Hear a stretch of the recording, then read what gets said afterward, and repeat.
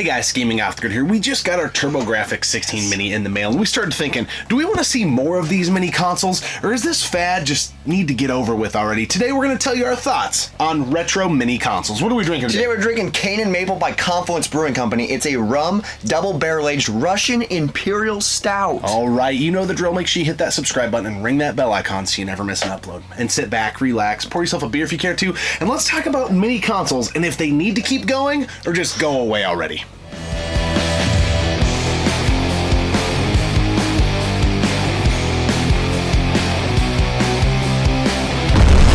Hey everybody, DiBiase, the $1 Million Man. You're watching Gaming Off the Grid. Remember, everybody's got a price for the $1 Million Man.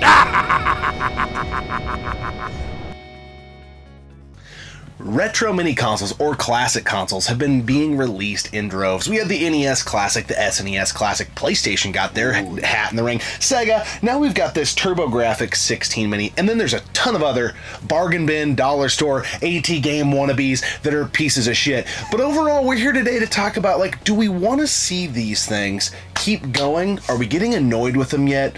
What are your thoughts?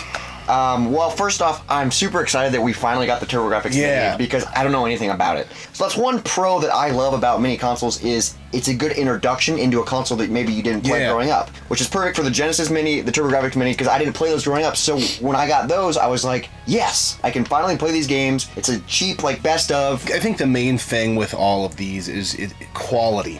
You know, I would say more of them are not good than the ones that are good. If you look at all the, Atari flashbacks, I think there's one or two of those that are okay, but there's so many of, like, the dollar store, they just feel cheap and just like pieces of crap, like a cheap toy. But the ones that they have done it right, so you got the NES Classic, the SNES Classic, which I think those two kind of set the bar for what type of quality we're looking for. Those are fantastic. Then Sony came out, and aesthetically, it was a very pleasing mini console, but in practicality, they really shit the bed with that product. They ruined it. And then you had, like, the Neo Geo one come out. You had the Commodore 64, which, honestly, we have not played those. Yeah. But I do think the way that Neo Geo went about the arcade mini, like, and then it didn't come with controllers, like... Yeah, that's weird. Like, what were you guys trying to pull? But of the good ones, I would say I'm a big fan of these. I want to see them keep going. To a certain extent, I feel like. Yeah, so for me, what's weird is the two newest ones to us are my favorite too. Yes. Being the Sega Genesis Mini and the TurboGrafx 16. Reason being, you hit on it. I mean, you didn't grow up with either one of these. I grew up with a Super Nintendo. The neighbors had a Genesis. They had the Sega channel, so I played a little bit of Genesis, but I never really got into it. And if you look at our game collection here, we've got 4, 8, 9, 10 Genesis games. That's it. That's all we got. So getting something like this was really, really cool. Yes, you can emulate the games, and we've got a hack Nintendo Wii with all the games, but there's something about playing with a real controller and the aesthetic of playing on a console that looks just like the Genesis. And the menu and stuff kind of takes you back to that time period. It's just really cool, and I think they're really great for younger generations that obviously didn't grow up with anything like the NES, the Super Nintendo, any of these consoles, so I think it's good for that reason. And I would like to see a couple more. I know we talked about it before, like the N64 Mini. I don't know how they would do that because the controller would be super weird, but that would be really cool. Yeah. Maybe a PS2 Mini if they don't crap the bed, Sony, because the PS1 Mini sucked. But then I think after that, they should stop them. You know what I mean? Like, after that generation, they should be done. Yeah, and I think there's a big part of how far removed from a generation we are before we need to see a mini console. But, I love, like, the TurboGrafx 16 so far. I don't have the money to shell out to start collecting for that, not knowing if I like the games or not, right? I would potentially get a real TurboGrafx 16, but I kind of want to test drive it first, and this allows me to do that. I think a lot of younger collectors in that, you are a perfect example. At your place, you've got the NES, the SNES, the Genesis all hooked up. Now you know what you like. Yes. And we're well aware these are not the best way to play retro games. There is a little bit of input lag from time to time. They're not perfect, but they're damn close. Yeah, it's a great way to get a test. Like, put your foot in the water and see what the temperature's like, Yeah. So it's perfect. Now, maybe here in the next year or two, maybe we'll keep our eyes peeled for a TurboGrafx 16. And we know, like, kind of what games and styles of games that we like for the console. I know it's not all the games, but it's a good stepping stone into collecting for it, which I think is great. Yeah, I think these last two releases, the big question for this, when we were talking kind of behind the scenes, like, let's film an episode on this. Should they keep it going? I would much rather see consoles that are in this realm that were overlooked and not played by a lot of casual gamers, as opposed to, now, I love that they did the Genesis, but the NES, Super Nintendo, and honestly, the Super Nintendo one might be the best one ever released, and it's my favorite console of all time. But I didn't need a classic edition. I've got the games that I want. I know everything about that console, which makes this one and this one so much more appealing. So, I think like a Sega Saturn Mini. Oh, that's a good idea. A console that, I like it a lot.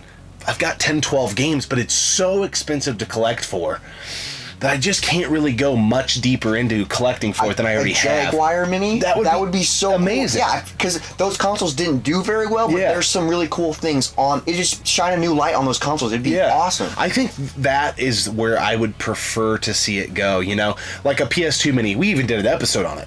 It would be cool.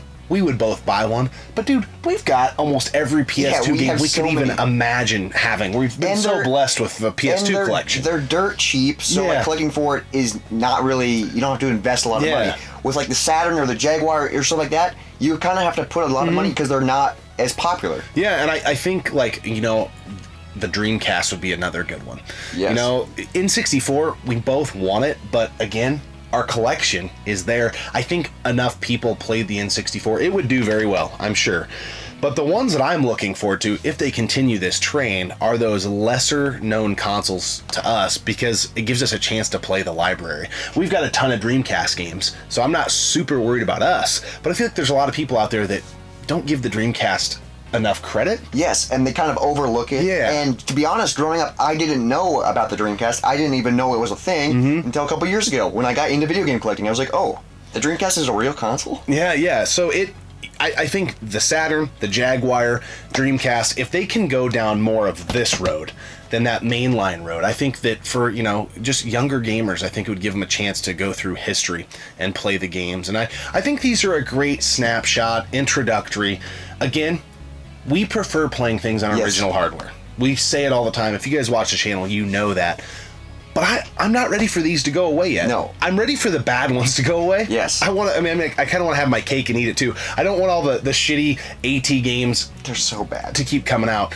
But these first party releases that they're putting a lot of effort into and getting the boxes looking identical awesome. Yeah, they're amazing. So I think it would be really cool. I know there's a ton of garbage Atari ones, but if they put out an Atari one that was this quality, I think that would shine more light on the Atari. I know there's not a lot of great games because it's like the Atari, but I think it'd be super cool if it was like a best ofs done really well. Yeah. Yeah, because, collecting for the 2600 is kind of a pain in the ass because they're, Atari, a lot of people don't say this, but I feel like that console had so much shovelware. It reminds me a lot of the Nintendo Wii in that sense. There are good games on it, but man, you really got to dig to find them because there's so much just dog shit on it as well. Yeah, so if they made a real Atari one, I think that'd be freaking sweet. Yeah, so anyways, guys, that's kind of our thoughts on this deal. How about we talk about the beer?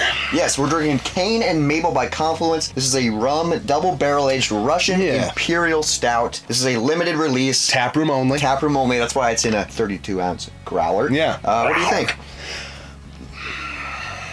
I don't think it's that good. It's okay. From what I was expecting, a taproom only. We had the other variant of this the other day.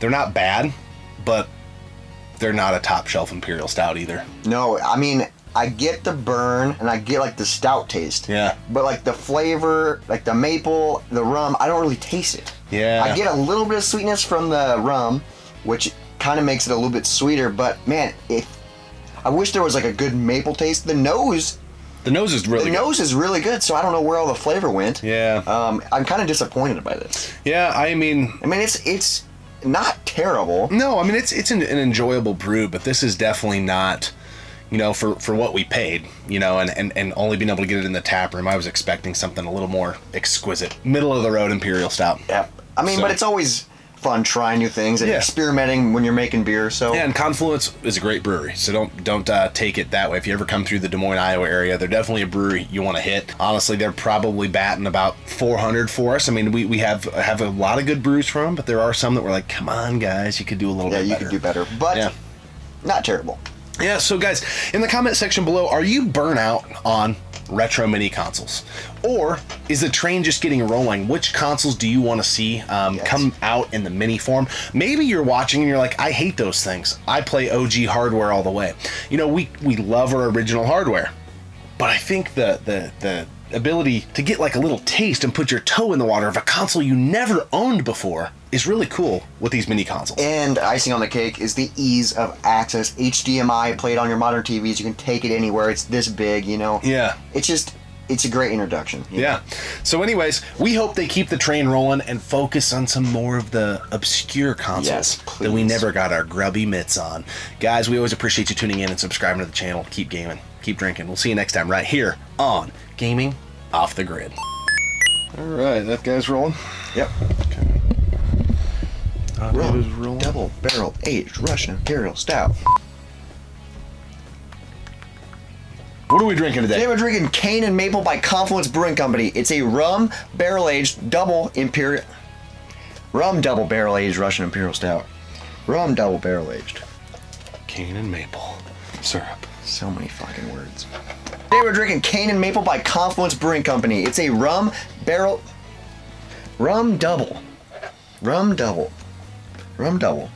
Fuck.